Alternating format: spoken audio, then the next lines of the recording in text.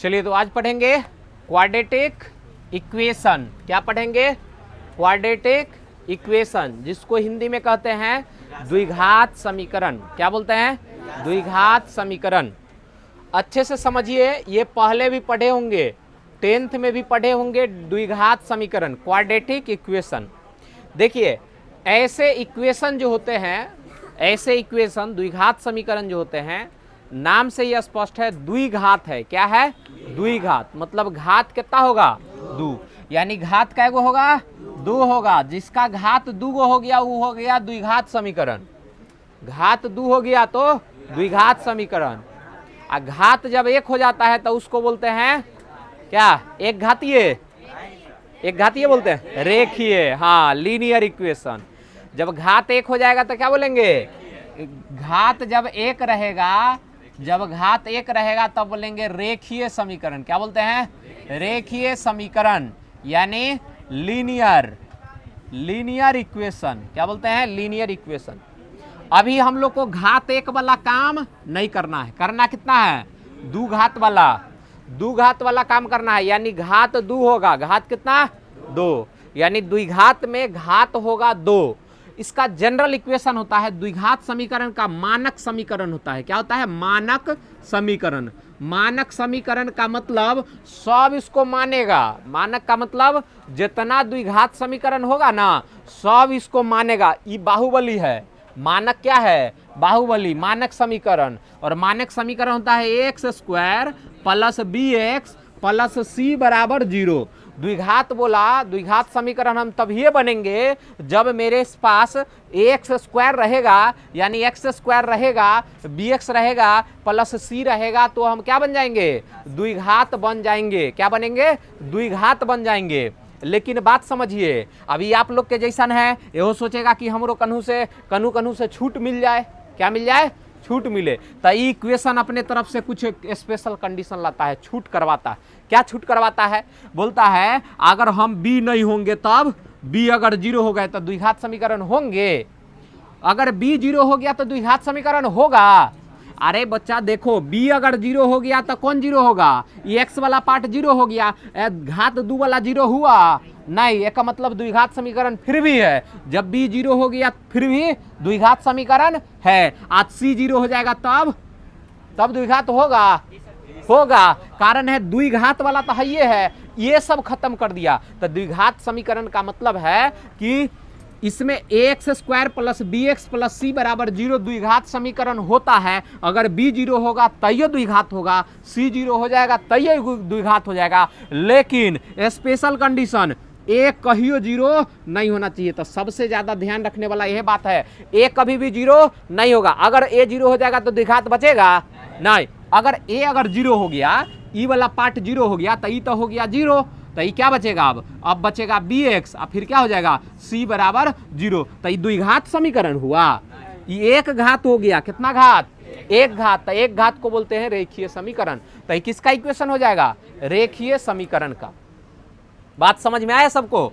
अब बात समझिए, यानी द्विघात समीकरण में एक बात समझ में आया कि कभी भी एक्स स्क्वायर का कोफिशिएंट 0 नहीं होगा। एकदम दिमाग में घुसा लो ये बात कि द्विघात समीकरण जो होता है, द्विघात समीकरण में ए का मान कभी भी 0 नहीं होता। बी अगर 0 हो गया तो कोई दिक्कत नहीं है। सी 0 हो गया तो कोई दिक्कत नहीं। जैसे एग्जाम्पल के लिए ले लेते हैं, जैसे 3x स्क्वायर प्लस अगर ई रहेगा 3x प्लस 0 बराबर 0, अगर सी 0 हो गया तो कोई दिक्कत, तो भी द्विघात होगा। अगर 2x स्क्वायर प्लस 3 बराबर 0 द्विघात समीकरण है, ये भी है। कारण है एक्स स्क्वायर में तो घात तो 2 है किया, पकड़ा गया घात 2, तो द्विघात समीकरण है। लेकिन अगर मान लो एहे वाला पार्ट खत्म हो गया, जेकर नाम है वह खत्म हो गया, तभी क्या हो जाएगा? 0 into x square plus 3x plus 4, ये द्विघात है नहीं, ये द्विघात नहीं होगा। कारण है ये वाला पार्ट क्या हो गया? खत्म हो गया।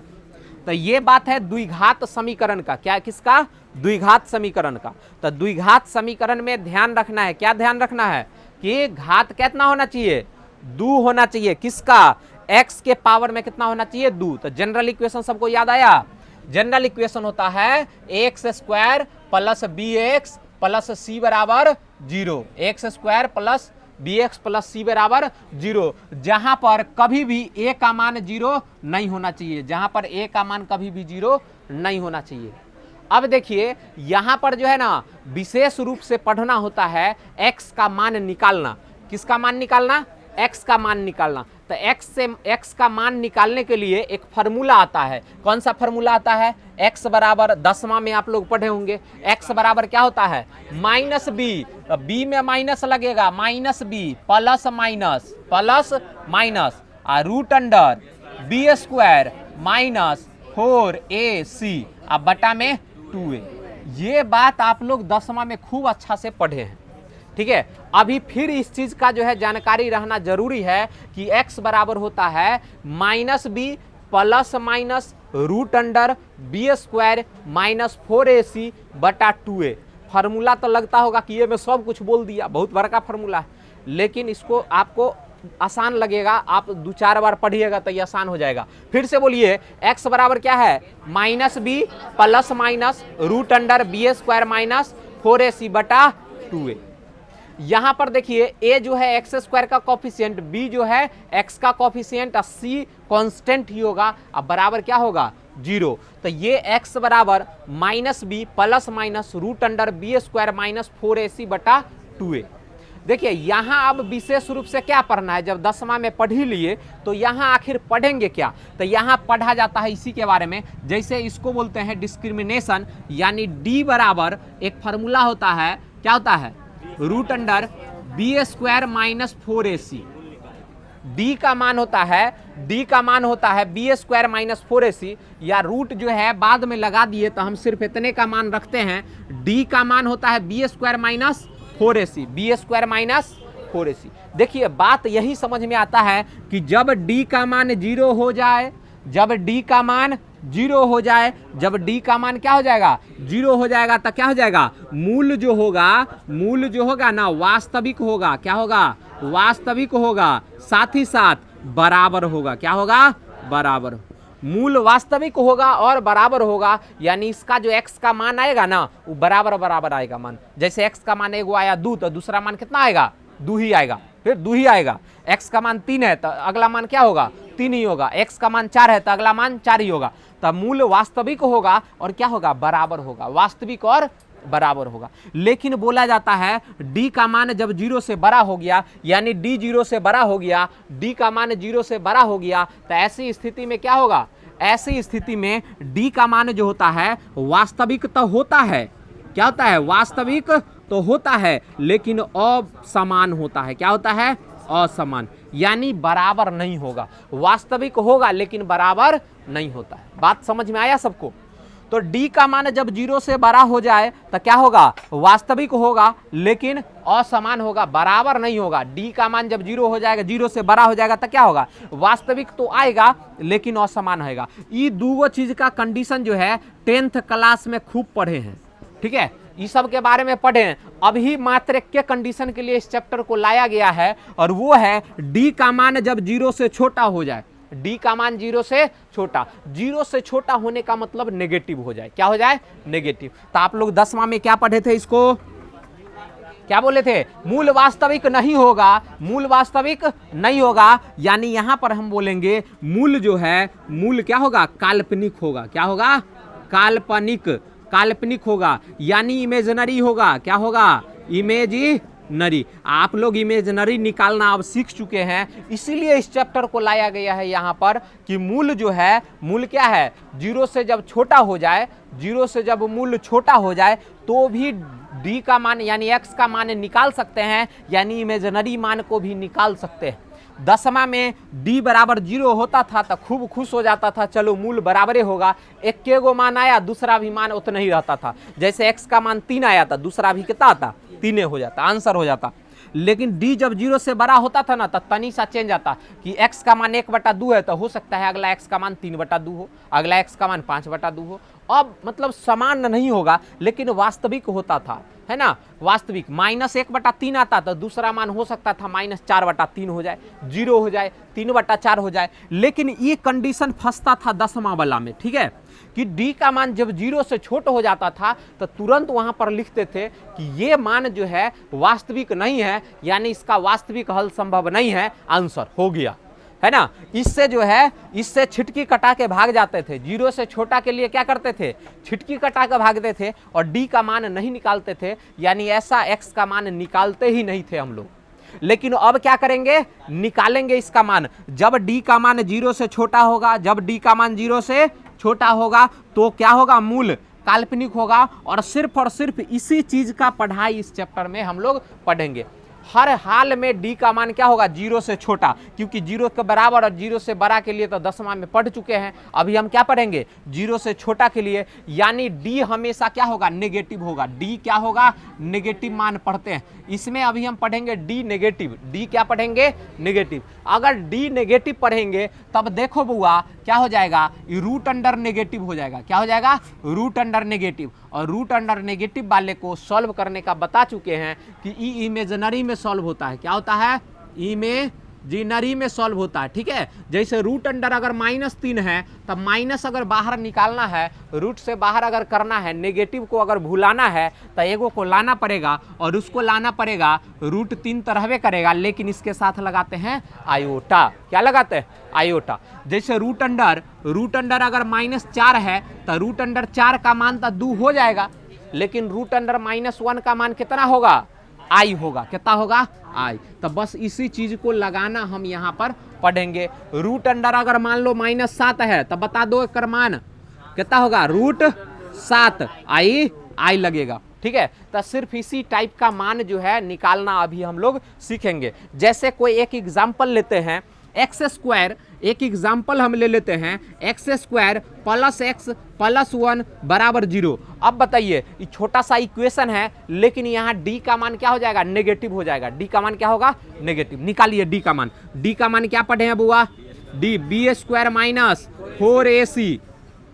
a का मान यहाँ कितना है, a का मान 1 है, b का मान 1 है, c का मान 1 है, यानी a का मान 1, b का मान भी 1 और c का मान भी 1। ऐसी स्थिति में d का मान निकालो।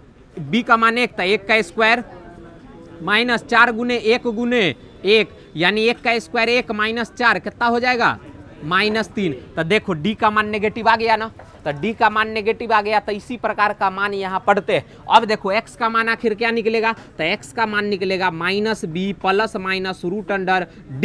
रूट अंडर क्या लिख दे, सिर्फ d/2a। अब देखो -b का मान 1 ± रूट अंडर कितना, -3 बटा 2 गुने 1, यानी मान कितना हो गया, -1 ± रूट अंडर 3 क्या लिख दे, आई। माइनस को भुला कर ला देंगे इसके साथ आई, माइनस को इसमें भुला दिए और ला दिए क्या चीज, आई। अब बटा में कितना हो गया, 2, यानी x का 2 गो मान होगा।